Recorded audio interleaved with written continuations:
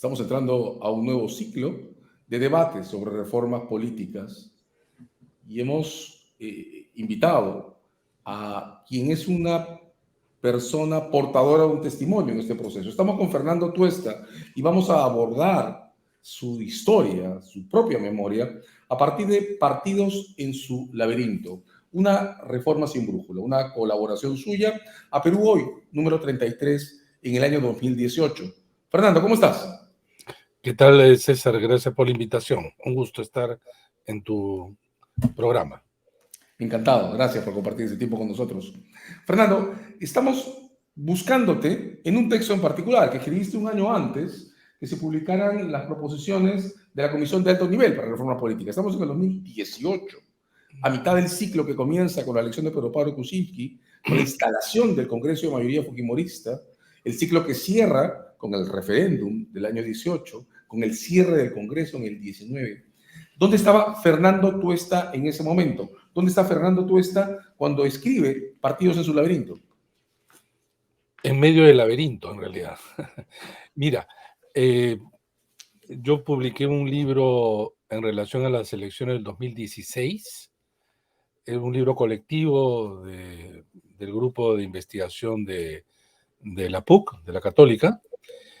Y en la presentación yo colocaba que lo que se venía en el 2016 era una de las tareas, una de las tareas y los objetivos que se tenía en este periodo que se inició en el 2016, curiosamente era mantener el gobierno. Y lo decía porque se había dado un caso inusitado, que una fuerza opositora tenía una mayoría absoluta en el Congreso y un presidente que tenía una bancada reducida de apenas 18 congresistas. Y entonces esto ya me preocupaba en el 2016. Dije, esto no pinta bien porque los precedentes han sido nefastos ante una situación de esta naturaleza. Eso por un lado. Y por otro lado, lo que por mucho tiempo era una discusión de cenáculos académicos, intereses personales acerca de la reforma, había adquirido ya en el 2016 un nivel de relevancia y había sido incluso un punto ya en la agenda pública. Porque antes hablar de reforma política, reforma electoral, repito, había sido un tema secundario, y muchos, sobre todo en la época del crecimiento económico, que algo así como, si la política está mal, pues no importa porque la economía sí está bien y podemos prescindir de que esto ocurra como un efecto contrario, ¿no? Entonces, esas dos situaciones llevaron a que en el 2018 la situación no solo recrudeciera ante mi preocupación del 2016, sino que nos llevara por estos caminos que aún no terminamos, ¿no? Y entonces, ante la crisis, propuestas, pero las propuestas que se habían manejado, yo decía, eran sin brújula, ¿no? Teníamos algo que, por cierto, hemos seguido en el mismo tipo de dinámica, lamentablemente.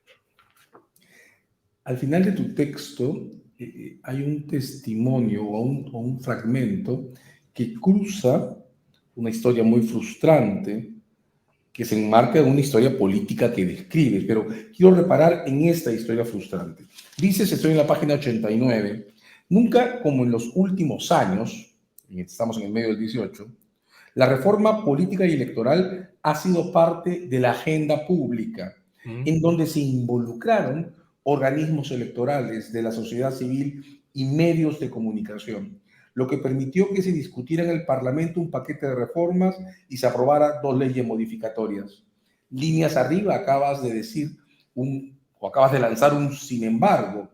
Los proyectos de ley son producto de iniciativas individuales de los congresistas y no de sus respectivas bancadas. Esto no solo atenta contra una mejor calidad del proyecto, sino que al no ser un proyecto compartido, no es defendido por los miembros de la propia bancada. Acabas de contar la historia del Código Electoral, que desemboca en la no aprobación por la Comisión de Constitución y en la salida de Patricia Donaire, Aire, claro. una congresista individual que se comprometió con el proyecto y que termina alejándose de su bancada, la dominante Fuerza Popular. ¿Cómo viste ese proceso? Tú eras un personaje de lo que ocurrió en el Congreso del 18, de lo que desemboca en esa ruptura de una demanda de sociedad civil con una congresista que asume la demanda individualmente y que termina separada del partido que no la respalda. Mira, efectivamente, esto tiene un poco de historia, lo trato de resumir así. Cuando yo fui jefe de OMPE entre el 2000 y 2004, nosotros presentamos un primer proyecto de código electoral, que no llegó, sin embargo, a aprobarse en la Convención de Constitución. Y este era digamos, un primer intento para empezar a sistematizar todas las reglas de juego que están dispersas en 14 leyes, etc. A partir de allí, luego el Jurado Nacional de Elecciones, años después, el Jurado Nacional de Elecciones, con el presidente Sibina, entrega otro código electoral y procesal electoral. Termina su gestión y llega a la presidencia del Jurado Nacional de Elecciones el magistrado, presidente Francisco Tábara Córdoba, y quien me convoca para que colabore con él. Y uno de los aspectos era trabajar el código electoral. Durante año y medio, desarrollamos este trabajo de manera muy perfil bajo, con representantes de organismos electorales, gente muy preparada de los 3 organismos electorales, donde se encontraba ya Ana Neira, que luego fue miembro también de la Secretaría Ejecutiva, fue ministra de Justicia, Piero Corbeto, que ahora es el actual jefe de OMPE, y otra gente realmente de nivel. Y muchas de las ideas que yo también había trabajado. Años antes, en el 2012, sin embargo, se creó una subcomisión también de reforma electoral, donde estaban Javier Díaz Canseco, Javier Velázquez Quisquén, Javier Bedoya de Vivanco, Luz Salgado, Vicente Ceballos, éramos 7, por ahí alguien que no me acuerdo. Y me contactaron para apoyarlos, y ahí yo desarrollé un trabajo también con ellos durante 3 meses. Mucho de ello se conjugó entonces en el Código Electoral. En 2016 se termina la presidencia del doctor Francisco Tábara Córdoba y se entrega al Congreso este código electoral, y se lo entregamos también a Patricia Donaire. Patricia Donaire tuvo un rol importante porque fue muy receptiva, porque le dieron un encargo que no era fácil, porque le dieron en primer lugar 3 meses. Imagínate hacer un código y una reforma en 3 meses puede ser impensado. Colaboramos con ella tuvo que obviamente conjugar también esfuerzos con las diferentes bancadas, pero al final es como tú lo has relatado. Hubo una decisión, es allí donde ella rompe, decisión del partido de no apoyar lo que había sido su esfuerzo. Y a partir de allí esto comienza a adquirir ya niveles mayores, con la caída de Pedro Pablo Kuczynski y claro, ya es otro momento, con el expresidente Martín Vizcarra. Pero digamos, lo de la reforma no es algo que aparece de la noche a la mañana, sino, repito, tiene pues historia, y tiene historia conforme el país y la política va degradándose a niveles ya alarmantes, y porque esto comienza a afectar muchos aspectos de la vida nacional, incluido la antes que parecía como 2 líneas paralelas, la propia economía, ¿no? Que es lo que estamos viendo ahora finalmente. Es particularmente llamativa la escena, ¿no? Una congresista que además era muy visible en esos años en la bancada de Fuerza Popular, que se compromete con un proyecto tan intenso como el Código Electoral y que termina no empatando con una bancada que sabía, que supo durante todo el debate, que ella estaba comprometida con esa iniciativa. Eso habla mucho de este deterioro de las organizaciones políticas a las que te acabas de referir. Y en el texto, en otro plano, cuentas la historia anterior. Tú eres un personaje de las discusiones sobre reforma política desde la transición, lo acabas de recordar. Tú fuiste el jefe de la OMPE reorganizada después de la crisis de los 90, 2000-2004. En el texto cuentas esto así.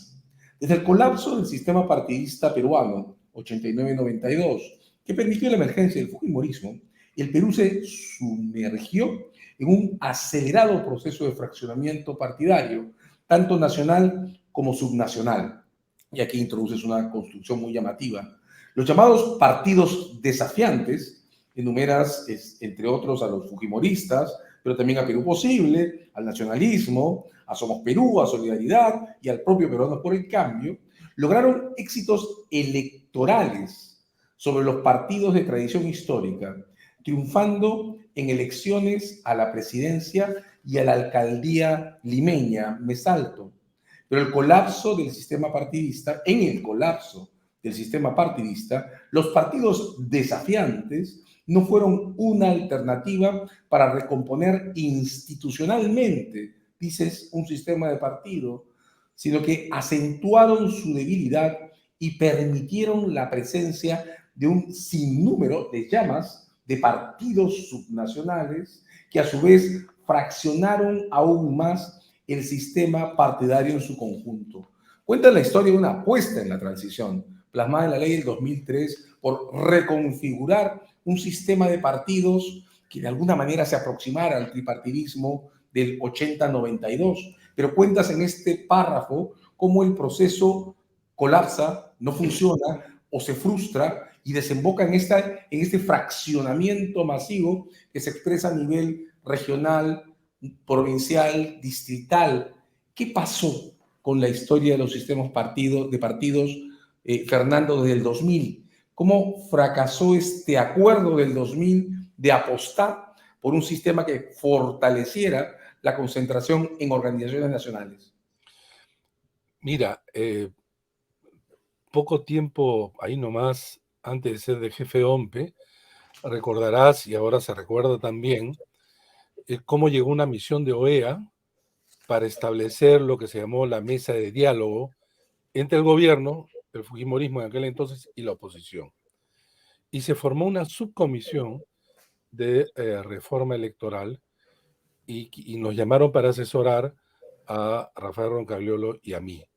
Estamos hablando de fines de los 2000, ¿no? Y de esto ya sobrevino luego la huida de Fujimori y se establecieron algunos cambios para proceder a la transición. La transición, que tenía algunas variaciones previas a la elección del 2001, en donde a mí me eligieron para ser jefe de OMPE, tenía algunos cambios de reglas, como ahora se está pensando también en una probable, ¿no? Adelanto de elecciones. Digo esto porque una vez que se elige al presidente en un nuevo parlamento, se trataba justamente también de reformar. Tú recordarás que se formó también eh, una comisión de bases para la reforma de la Constitución, un grupo de profesionales constitucionalistas por un lado, pero por otro lado, en un camino paralelo, en el Congreso de la República, se comienza a discutir ya desde el 2001-2002 tratar de aprobar una primera ley de partidos políticos. Durante 25 años se habían presentado algunos proyectos no muy bien elaborados, etcétera, pero en esta oportunidad sí hubo una conjunción de acuerdos, porque además la elección venía todavía 5 años después, había un impulso y una voluntad política de las bancadas, en todo caso mayoritarias, y como producto fue la primera ley llamada así, la ley de partidos políticos, promulgada el 1 de noviembre del año 2003. Allí estaban sentadas las bases de lo que ha sido la estructura normativa de las organizaciones políticas que se ponía más o menos al tanto de lo que ocurría en la región. Y esta tenía tres patas. Por un lado, toda la normativa referida a la creación, inscripción y, si quieres, defunción o pérdida de la inscripción de organizaciones políticas. En segundo lugar, todo el aspecto que tenía que ver con la vida interna de los partidos, entre ellos la democracia interna. Y el tercer tema, que tenía que ver la relación del dinero con la política, que es el tema del financiamiento. Por primera vez en la historia se normaba estos aspectos. Con el correr del tiempo, obviamente la realidad se impone, y algunas cosas que se presentaron en el 2003 resultaron siendo entre insuficientes, en algunos casos contradictorias y hasta contraproducentes. Entonces, ¿qué pasaba? El colapso en realidad de los partidos deviene de fines de los 80 e inicio de los 90. Fujimori no puede ser entendido sin ese colapso. O sea, si no hubiera habido colapso, Fujimori no hubiera existido. Fujimori es hijo del colapso de los partidos. Es más, él se da cuenta luego cuando llega al poder que si es que el discurso que él construye sobre la antipolítica y el antipartido son como vasos comunicantes. A mayor debilidad de los partidos, mayor fortaleza de él y su discurso que desplegó a lo largo de la década. Entonces el fraccionamiento viene de ahí, mira, a tal punto que los antes partidos, 4 partidos en realidad, que funcionaban en la década del 80. Estamos hablando de Acción Popular, el PPC, Izquierda Unida y el APRA, congregaban más o menos alrededor del 90% de las bancadas y conquistaban el 90% o alrededores, siempre más o menos, de los municipios. 5 años después, sumados, estas mismas organizaciones representaban el 7%. El 7%. Había habido una hemorragia. El desplome estuvo acompañado de una hemorragia. Perdieron todo, estas organizaciones así llamadas tradicionales. Y es por eso que en el libro digo, y a partir de ahí nacen estos partidos desafiantes, se le puede poner nombres distintos, que lograban conquistar elecciones, pero no lograron sustituir estas funciones de representación de raíz nacional. De tal manera que la transición no pudo, la de este siglo, no pudo reinstalar, digamos, estos elementos para poder, si no revivir, en todo caso, crear por lo menos los incentivos y los marcos como para que no viviéramos lo que estamos viviendo. Y lo peor es ahora, por supuesto, ¿no? En esa línea que te comento. Cuentas la historia de una contención frustrada, ¿no? Dices en la página 74 del ensayo que este fraccionamiento continuado que ha creado, dices, un serio problema para la articulación de la representación política, ha creado además una clara diferenciación entre los diversos tipos de representación multinivel. Déjame preguntarte, 4 años después de este artículo, si esta caracterización entre partidos de tradición histórica, partidos desafiantes, estos que no pudieron funcionar como factor de contención, y partidos subnacionales sigue vigente. Déjame preguntarte si, habida cuenta del acelerado ciclo del 18 para el 22, lo que tenemos ahora puede ser caracterizado como partidos subnacionales, o en qué se ha convertido. Mira, de lo que ahí coloco, esto se ha acentuado. Quizá en ese momento, aún sin decirlo, todavía estaba instalado en mí la idea que los partidos de tradición histórica podrían en los próximos años tener cierto nivel de relevancia. Mira, Izquierda Unida desapareció, Acción Popular tuvo un hipo hace pocos años y hoy día ya la última elección ha mostrado un nivel previo a sus éxitos, repito, estos pocos años. El APRA y el PPC perdieron la inscripción y entonces lo que se ha expandido son estos vehículos electorales, ¿no? Ya ni siquiera desafiantes. Iniciaron como desafiantes en el sentido que lograban desplazar, competir con estos partidos, pero estos partidos ya casi no existen, y ellos han dejado de ser desafiantes. Se han convertido en vehículos electorales. Y yo llamaba a propósito partidos subnacionales, porque el término movimiento siempre podía llevar y lleva, creo yo, a una confusión. Los partidos están tan mal vistos que ni siquiera ellos mismos se quieren llamar partidos, ¿no? Ya no se llaman Partido Popular Cristiano, Partido Aprista Peruano, Partido Comunista, no. Ahora tienen nombres, al lado, por supuesto, de un marketing sobre asociación, ¿no? En fin, ¿no? No se quieren llamar partidos. Entonces, el término movimiento era pues algo más aceptable, ¿no? Entonces, los movimientos no quieren llamarse partidos, pero en otros países, los de alcance regional, se les dice partidos regionales, ¿no? Por eso es que era a propósito. Entonces, ¿qué ha pasado ahora? Y la última elección lo que ha mostrado. Nuevamente, estos partidos, vehículos electorales nacionales, obviamente ganan la presidencia, ganan el Congreso, porque la ley establece que solamente ellos pueden postular, nada más. Por eso es que tienen el 100%. Pero si tú bajas en la pirámide representativa, al nivel regional, estos partidos que tienen representación en el Congreso ya son un tercio. Y a nivel provincial esto va disminuyendo.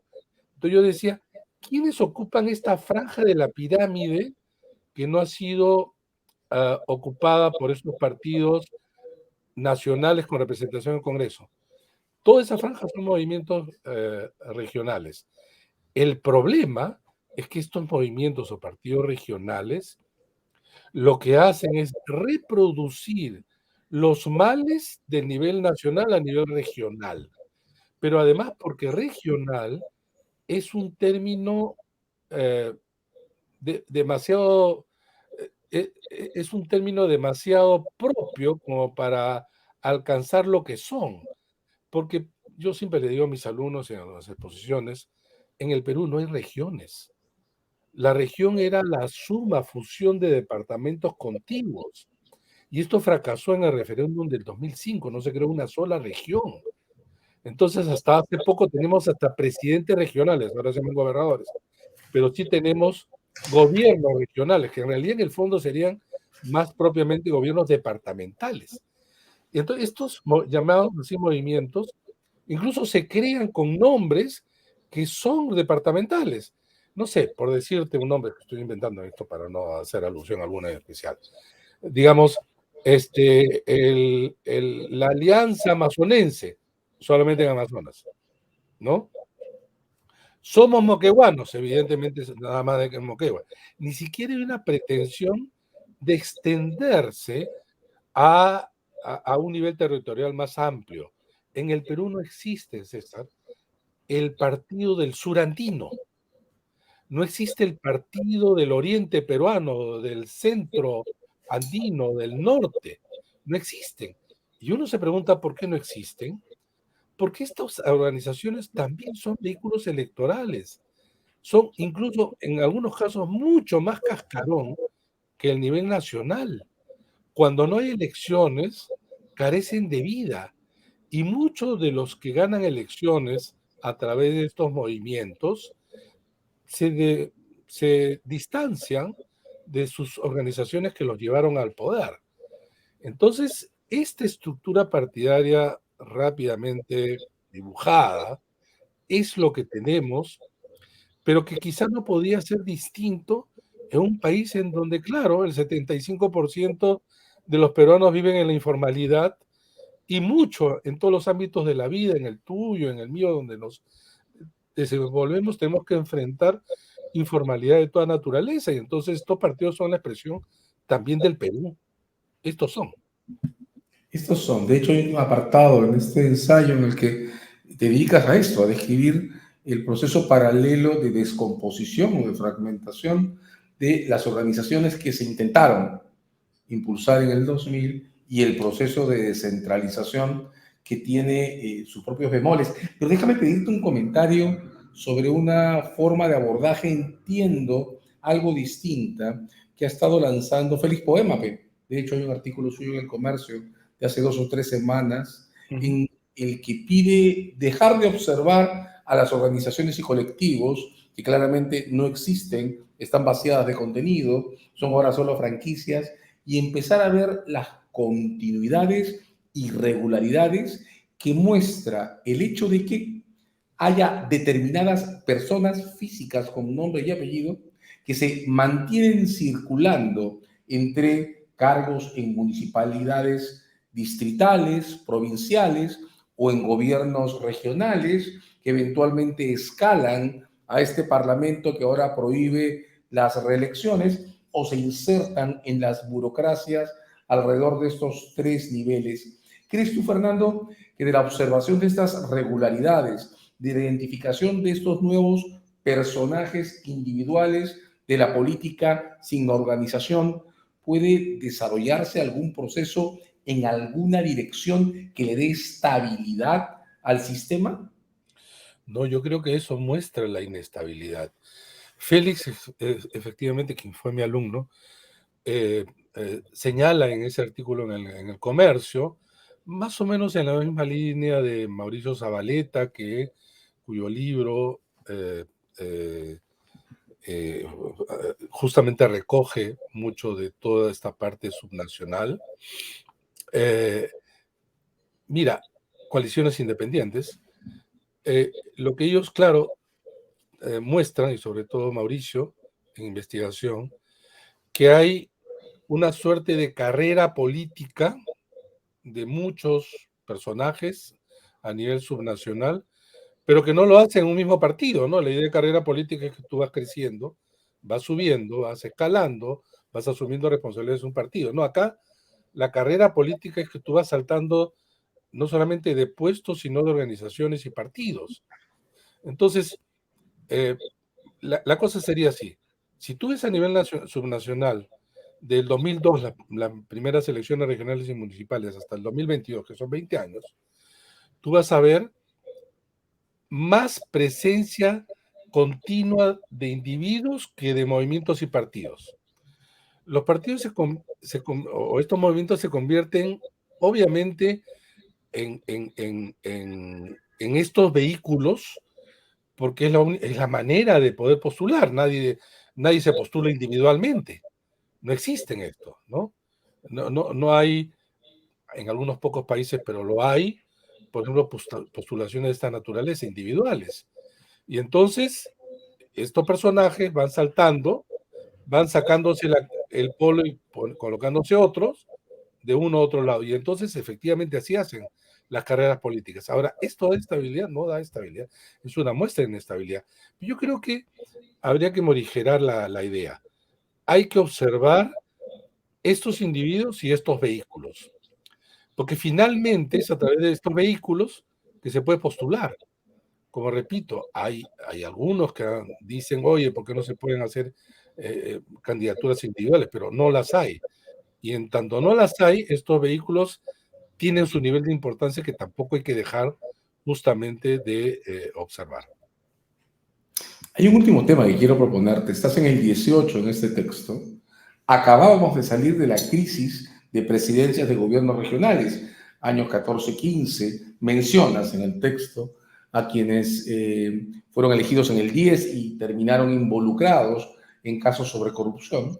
Todavía no se ha producido en el texto la crisis de los cuello blanco, todavía no ha aparecido el caso Mamani. Lo que estamos viendo ahora evidentemente no existía, pero tú anticipas una relación entre el fraccionamiento de las organizaciones políticas los partidos, la corrupción y el problema del financiamiento privado, público o mixto.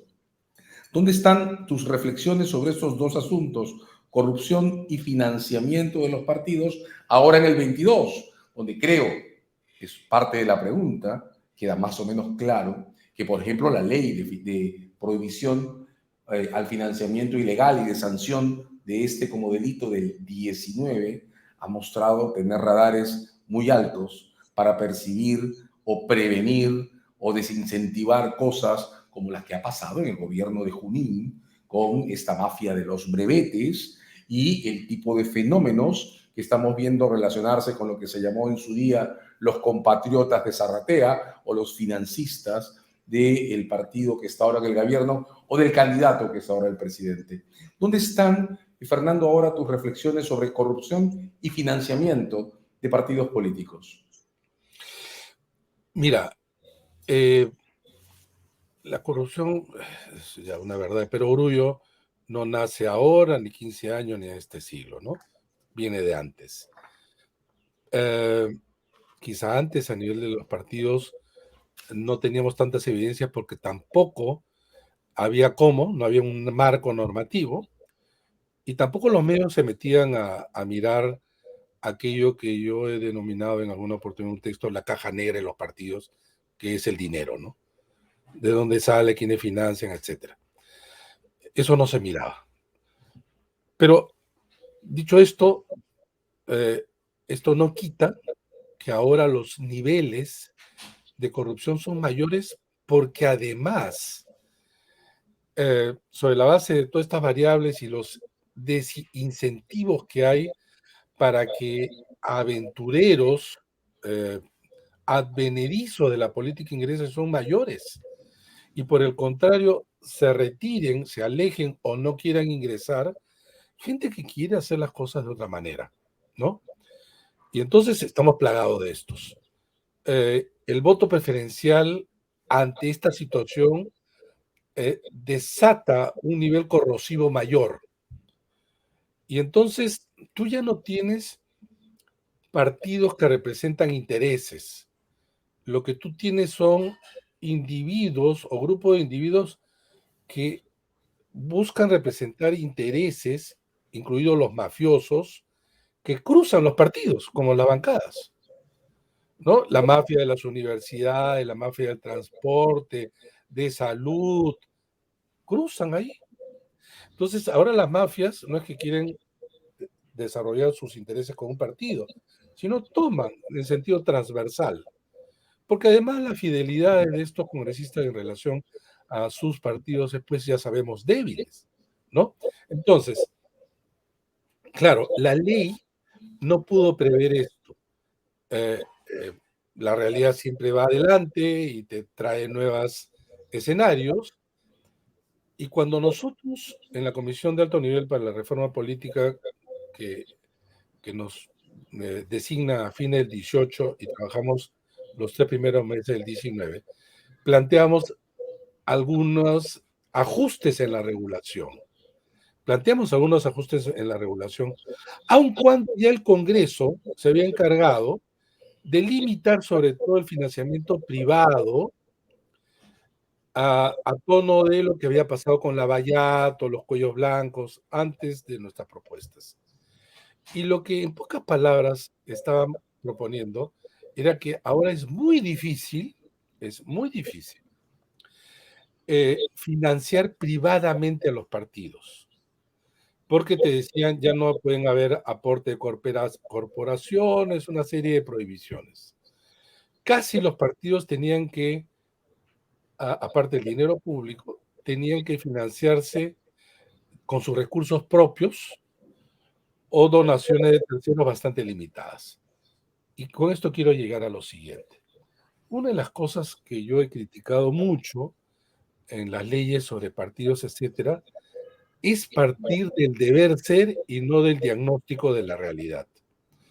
Entonces, contra lo que muchos critican a la propuesta de reforma, nosotros, al contrario de nuestro diagnóstico, señalamos de que tenemos que normar sobre lo que tenemos al frente obviamente no para mantenerlos, sino para intentar exigir hasta donde se puede, porque de lo contrario ocurre algo que tú conoces también muy bien: echa la ley, echa la trampa, como ocurría con las firmas.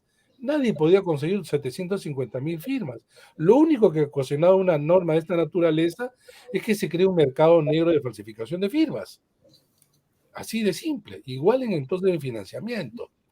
Entonces, lo que ha ocurrido, sin embargo, es que a partir es el de financiamiento privado. ¿Qué va a pasar? Por un lado, efectivamente, los radares están muy altos. Entonces, tú lo que has visto es el pitufeo, ¿no? Pero por otro lado también, y ese es muy importante, es que el financiamiento privado, que es lo más difícil de poder controlar u observar, entra por todos lados, más aún estructuras informales, donde el financiamiento de una campaña presidencial no tiene que ver con el financiamiento del partido, porque el, el, el tesorero, digamos, de la campaña presidencial no es el tesorero del partido. Varios de los que ahora están encausados en muchos de estos procesos no eran los tesoreros del partido. El tesorero del partido, a veces hasta me da pena por ellos, se encargaban, claro, de sistematizar la información. ¿Tú crees que en los equipos de campaña presidencial le decían todo, le entregaban toda la información? No, eran en paralelo. Era parte de la informalidad de la que estamos hablando. Y luego viene el financiamiento público. Financiamiento público ha llegado a mostrarse ahora en su real dimensión de tener lo siguiente. Y yo he escrito ya sobre esto y he planteado algunas alternativas. La ley de partidos era pensada, César, como un proceso de 5 años con un presidente y un parlamento. Y por lo tanto tú tenías algo que tenía vida a los 5 años. Entonces las leyes de financiamiento te decían: nosotros vamos a entregar dinero en función de los resultados del año 1, y a partir de eso vamos a entregar dinero a lo largo de los años. ¿Qué ha pasado ahora? Con todo este fraccionamiento, esta disociación entre ya bancada y partido, entre congresista y partido, 34 congresistas ya se han salido de las bancadas, ¿ya? ¿Pero qué dice el financiamiento público? Tú le das en función de los votos del 2021. ¿Y qué va a ocurrir? A quien más dinero le estás dando es a Perú Libre, que le vas a dar durante los 5 años más de 10 millones de soles. Ya hoy día Perú Libre, que tenía 37 producto de su votación, tiene hoy día 15 congresistas. Y estamos en año y medio del mandato. Falta 3 años y medio. Podríamos llegar al extremo en el año 2025-26, no tenga un congresista y le sigues dando el mismo dinero, obviamente no al bancada, sino al partido. ¿Qué hacen con ese dinero? Lo que ya han salido muchos escándalos y informes periodísticos. El mal uso. Entonces, ahí hay pues una confluencia de temas en donde corrupción, dinero, toma de decisiones, inscripción, reducción de bancadas, se entrecruzan, y lo que tenemos es esta foto ya del hoy día, ¿no? Una foto que entonces hay que volver a pensar. Esa ha sido una invitación para volver a leer Partidos en su laberinto, una reforma sin brújula. La reflexión de Fernando Tuesta al año 2018 en el Perú Hoy número 33, en un proceso que, quiero decirlo, sin duda desembocará en memorias políticas que Fernando en algún momento tendrá que entregarnos.